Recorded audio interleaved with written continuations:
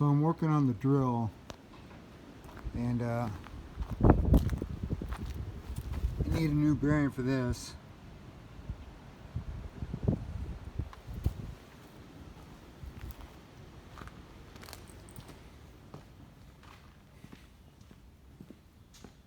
So I drove the old race out of here, right there.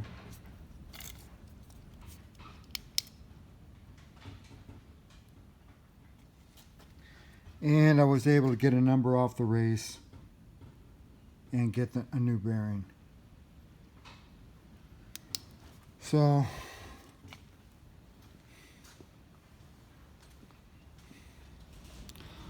I guess that's enough for today. I got the drill greased and oiled, and I got the toolbar greased. And I got the air pressure, the air up in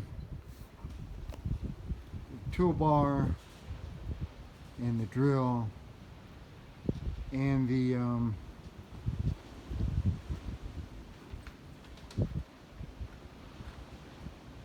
disc over there for the Oliver.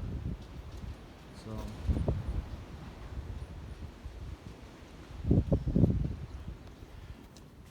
we're getting ready to plant some seed and do some disking for some trees.